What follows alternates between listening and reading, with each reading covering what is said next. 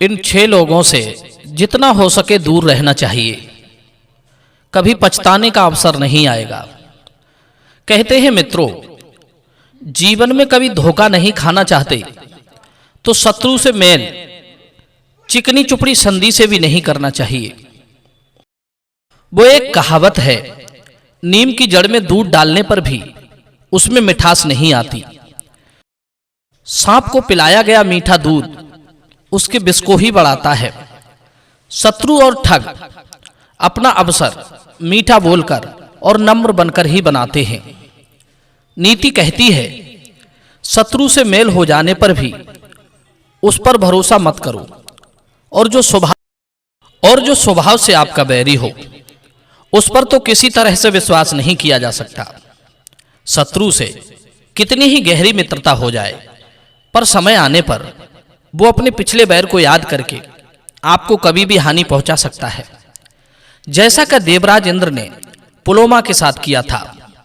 पुलोमा इंद्र का दामाद था। पिछले बैर को याद करके इंद्र ने अपने दामाद को ही मार डाला।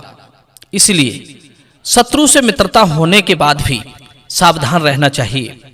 प्रिय दर्शकों, आज ये कहानी आपको ध्यान से सुन लें, आपको जीवन के लिए एक बहुत अच्छा सबक देकर जाएगी। ये कहानी यदि आपने ध्यान से सुन ली तो कितना ही गुप्त शत्रु हो वो भी आपको हानि नहीं पहुंचा सकता। कई बार हमारे जीवन में ऐसे शत्रु पनप जाते हैं, जैसे खेत में फसल के बीच खरपतवार। यदि फसल उन खरपतवारों के साथ रहकर बढ़ती है तो खेत में उगने वाली वो घास फसल को कमजोर करती रहती है और स्वयं मजबूत हो जाती है। फसल ये नहीं समझ पाती कि ये मेरी मित्र है या शत्रु। इस बात को तो वो किसान जानता है कि फसल के पास रहकर घास फसल को नुकसान पहुंचा रही है। प्रिय दर्शकों, इसी तरह हम सबके जीवन में अनेक शत्रु होते हैं, पर हम उन्हें समझ नहीं पाते। कुछ तो दिन रात हमारे साथ रहकर भी हमें हानि पहुंचाते रहते हैं। हमारे जीवन में हमारे अलग अलग तरह के शत्रु होते हैं। कुछ लोग धन लाभ कमाने के लालच में एक दूसरे के शत्रु बन जाते हैं। यह लाभ सोचते हैं, यह लाभ यदि इसे मिल गया तो मुझे नहीं मिल पाएगा। दूसरा ईर्ष्या व शत्रुता निभा रहे होते हैं कि ये हमसे ऊपर कैसे उठ गया। कुछ जातिगत शत्रु होते हैं, कुछ स्वभाव से ही शत्रु होते हैं, कुछ मान अपमान के कारण शत्रु बन जाते हैं। प्रिय दर्शकों, इस कहानी को ध्यान से सुनना, जीवन में कभी पछताने का अवसर नहीं आएगा। किसी गांव में एक सपेरा रहता था। उसके पास एक बड़ा ही खूंखार सर्प था। वो रात दिन उस सर्प को बीन के साथ नचाया करता था। बीन के आगे नाच नाच कर सर्प बहुत दुखी हो गया था। वो सपेरे की चंगुल से निकलकर भाग जाना चाहता था, मगर सपेरा उसे नचाने के बाद पिटारी में बंद करके रखता था। सर्प इस बात से ज्यादा दुखी था कि वो दिन भर तो सपेरे के बीन के आगे नाचता था और रात में उसे चूहे नचाते थे।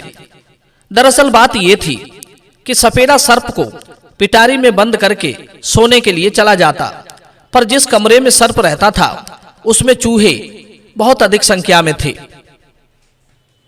वे बार बार उस पिटारी पर चढ़कर उछल कूद किया करते थे, जिसके कारण वो सर्प रात में चैन से सो नहीं पाता था। सर्प रात भर चूहों से बड़ा परेशान रहता था। पिटारी में बंद होने के कारण वो उन्हें खा भी नहीं सकता था। एक दिन सर्प के मन में एक युक्ति आई कि अपना काम बनाने के लिए अपने से छोटे के आगे भी झुक जाना चाहिए। बड़ा कार्य करने के लिए शत्रुओं से भी मित्रता करनी पड़े तो कर लेना चाहिए। जैसे समुद्र से अमृत निकालने के लिए देवताओं ने अपने शत्रु दैत्यों की सहायता ली थी।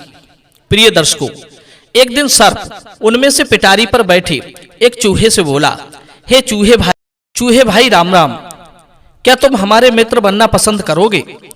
हमारा इस दुनिया में कोई अपना कहने वाला नहीं है। ऐसे लोगों के जीवन को धिक्कार है जो इतने बड़े संसार में सिर्फ अकेले रहना चाहते हैं, जो थोड़े से लालच के कारण किसी से मिलजुल कर नहीं रहना चाहते। कौन क्या लेकर आया है, कौन क्या लेकर जाएगा। मित्रों, सर्प की मीठी मीठी बातें सुनकर चूहा बोला, अरे भाई, मेरी तुम्हारी कैसी मित्रता, तू तो हमारा शत्रु है और शत्रु पर विश्वास करने का अर्थ है अपना नाश कराना। विद्वान लोग कहते हैं मित्रता और विवाह बराबर बालों में ही शोभा देते हैं। दुष्ट स्त्री, राजा, सर्प, पड़ा हुआ पाठ, शक्तिशाली व्यक्ति, शत्रु, भोग और शास्त्रधारी पर ऐसा कौन विद्वान है जो पूर्ण रूप से विश्वास कर सकता है। पापी दुष्टों के होते हुए भी, प्रिय मित्रों, पापी दुष्टों का परित्याग ना करके जो उनसे मिला रहता है या मिलता है, उसे निरपराध होते हुए भी दंडित होना पड़ता है। मनुष्य को ये दो काम कभी नहीं करने चाहिए। पहला, दुर्बल होकर बलवान के साथ बैर। दूसरा, बलवान होने पर भी शत्रु पर विश्वास नहीं करना चाहिए। कहते हैं जो लोग इन चार लोगों के प्रशंसा करने पर उनसे मिल जाते हैं, उनसे मित्रता बढ़ा लेते हैं, उन्हें मृत्यु के मुख में गया हुआ समझना चाहिए। पहला ज्वारी, दूसरा चाटुकार, तीसरी वेश्याएं और चौथा शत्रु। ये चारों प्रशंसा तभी करते हैं जब इन्हें आपसे कुछ स्वार्थ पूर्ति करनी होती है। चूहा बोला, हे सर्प, मैं तेरे स्वभाव को भली भांति जानता हूं कि तू मीठी मीठी बातें क्यों कर रहा है। धूर्त लोग हमेशा किसी को अपने जाल में फंसाने के लिए इन चीजों का ही सहारा लेते हैं। पहली मीठी बाड़ी, दूसरा वेशभूषा, तीसरा औषधि, चौथा तंत्र मंत्र, पांचवा समय। तू मुझे जरूर ठगने का काम कर रहा है। मैं तेरी मीठी मीठी बातों में नहीं आने वाला। इतना कहकर वो चूहा वहां से चला गया। थोड़ी देर के बाद एक दूसरा चूहा आकर पिटारी पर फिर कूदने लगा। सर्प ने बड़ी ही मधुर वाणी में उससे भी वही बात कही, हे भाई चूहे, मैं तुम्हारा मित्र बनना चाहता हूं, क्या तुम मेरी मित्रता स्वीकार करोगे।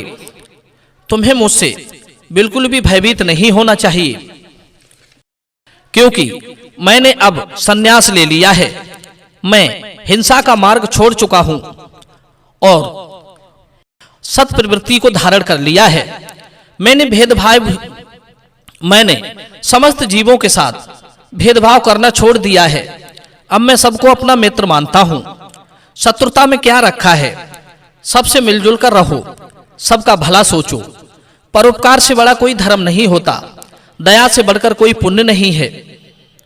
चूहा कहने लगा, हे सर्प, तुमसे मित्रता करने से मुझे क्या लाभ होगा। सर्प बोला, चूहे भाई, यदि तुम मेरे मित्र बन जाते हो तो मैं तुम्हें रोजाना स्वादिष्ट मिठाई खिलाया करूंगा। यहां से थोड़ी दूर पर मेरे एक मित्र सेठ की मिठाई की दुकान है। यदि तुम इस पिटारी में छेद कर दो तो मैं तुमको अपने साथ मिठाई खाने ले चलूं। प्रिय दर्शकों, वो मूर्ख चूहा सर्प की छल भरी बातों को नहीं समझ पाया। मिठाई के प्रलोभन में आकर उसने पिटारी में छेद कर दिया। अब तो सर्प ने उसमें से मुंह निकाला और उस चूहे को पकड़कर खा लिया। थोड़ी देर के बाद फिर दूसरा चूहा आया तो उसे भी पकड़कर खा गया। इस प्रकार से धीरे धीरे उसने कमरे के सारे चूहे खत्म कर दिए और पिटारी से निकलकर जंगल की ओर चला गया। मित्रों, कहानी का तात्पर्य यह है कि जो मूर्ख बुद्धि लोग होते हैं वे अपनी मूर्खता से कुछ ऐसा काम करते हैं जो स्वयं भी मरते हैं और अन्य निर्दोष लोगों को भी मरवा देते हैं। इसीलिए कहा गया है कि मूर्ख, धूर्त, शत्रु, स्वभावगत शत्रु, पाप कर्म करने वाले लोग, अधर्म से जीविका चलाने वाले लोगों से सदैव दूरी बनाकर रखनी चाहिए। वरना जैसे आग लगने पर सूखी लकड़ी के साथ गीली लकड़ी भी जल जाती है, उसी तरह इनके साथ रहने पर सज्जन लोगों को भी निर्दोष होते हुए दंडित होना पड़ता है। ये कहानी आपको कैसी लगी, कमेंट में आप हमें जरूर बताना। मिलते हैं अगली बार अगली वीडियो में नई चर्चा के साथ। आप सभी का बहुत बहुत धन्यवाद। जय श्री कृष्ण।